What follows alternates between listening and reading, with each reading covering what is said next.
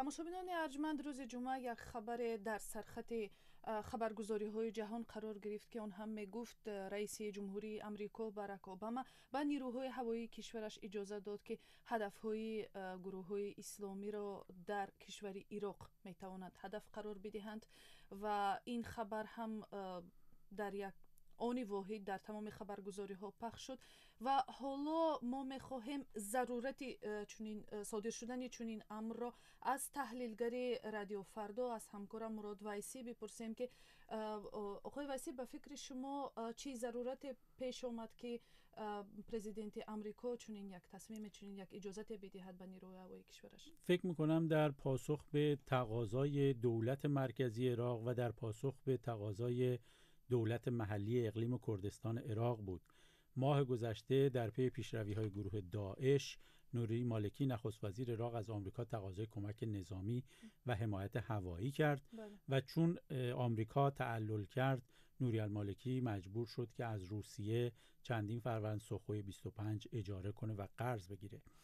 و در این هفته هم بعد از اینی که نیروهای داعش در منطقه موصل حمله کردند به مقرها و خطوط دفاعی پیشمرگه‌های کرد، وزیر پیشمرگه و دولت اقلیم کردستان از آمریکا تقاضای کمک هوایی کردند و آقای اوباما دیروز بعد از جلسه با شورای امنیت ملی آمریکا و مشاورین امنیتیش اعلام کرد که اجازه خواهد داد که در صورت ضرورت از حملات هوایی استفاده بشه. حالا در شرایط تقریبا به حکومتی عراق و در صورتی که هنوز حکومتی نو سری پا سری جا نآمده است چون این یک تصمیم گرفته شد، یعنی ضعف حکومت عراق دیگر پا برجاست، دیگر معلوم است. به نظر میاد یک دلیلی که باعث شده که کمک کرده به پیشروی‌های داعش عدم وجود اتحاد و اتفاق سیاسی در بغداد هست. بین سه جامعه سنی، شیعه و کرد. الان نخست وزیر که مهمترین پست عراق هست بلا تکلیف هست و در درون بین جریانات سیاسی نه تنها بین شیعیان، سنی ها و کردها بلکه در درون خود احزاب شیعه هم رقابت وجود داره که چه کسی نخست وزیر بشه. خب موقعی که نخست وزیر که فرمانده کل قوا هست معلوم نیست، به طور طبیعی در روحیه و سازمان رزمی نیروهای مسلح کشور میتونه اثر منفی داشته باشه و در چنین صورت طبیعی است که قوت یا نیروی طرف مقابل هم بیشتر خواهد شد.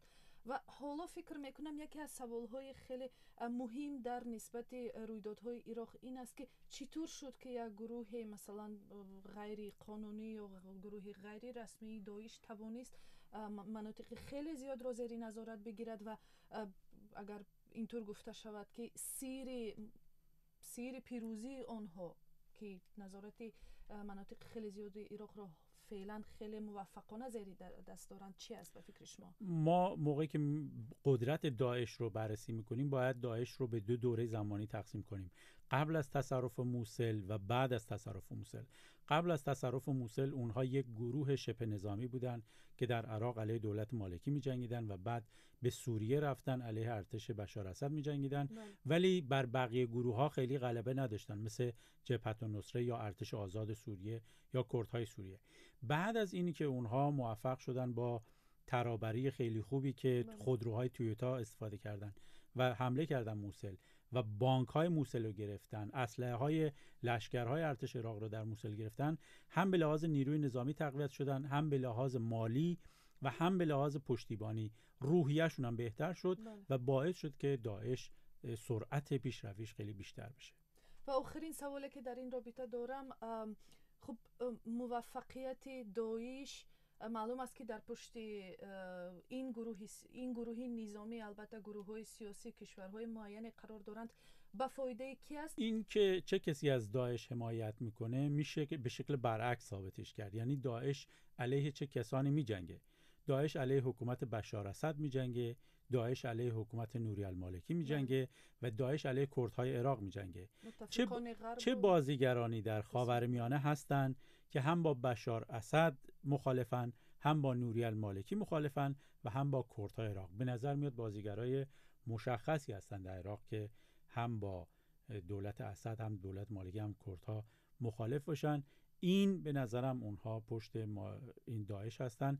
ولی اینی که داعش بتونه وارد مناطق کردنشین بشه یا وارد مناطق شیعه نشین در عراق بشه به نظر میاد دشواره. به سادگی پیشروی هایی که در مناطق سنی نشین داشته نخواهد بود. تو مرحله امروزه. بله. تشکر به شما. مهمانی برنامه های رادیوی آزادی مراد ویسی همکاری من و تحلیلگر از رادیو فردا بودند.